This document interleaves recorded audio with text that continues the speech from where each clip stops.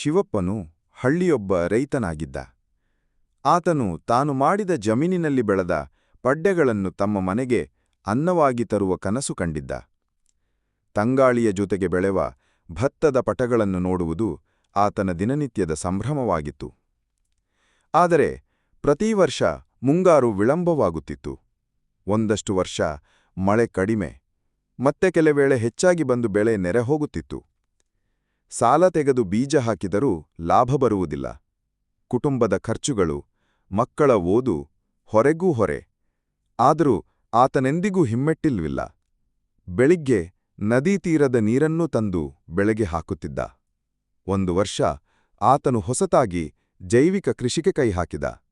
ರಾಸಾಯನಿಕ ಬಳಸದೆ ಸಸ್ಯ ಜೀವಾಮೃತ, ಗೋಮೂತ್ರ ಇತ್ಯಾದಿ ನೈಸರ್ಗಿಕ ವಿಧಾನಗಳನ್ನು ಬಳಸಿದ.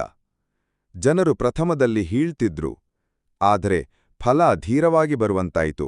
ಆತನ ಶ್ರಮ ಫಲವಂತಾಗಿ ಹೊಳಪುಗೊಂಡ ತೊಗರಿ, ತರಕಾರಿ ಬೆಳೆ ಇಡೀ ತಾಲೂಕಿನಲ್ಲಿ ಹೆಸರು ಮಾಡಿತು.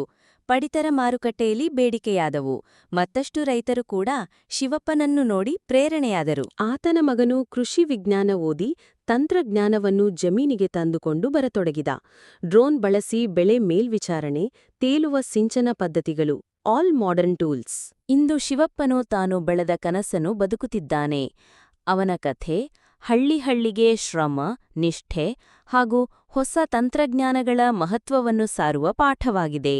ಶ್ರಮ, ನಿಷ್ಠೆ ಮತ್ತು ಸಮಯೋಚಿತ ಬದಲಾವಣೆಗಳೊಂದಿಗೆ ರೈತನು ದೇಶದ ನೈಜ ನಾಯಕ.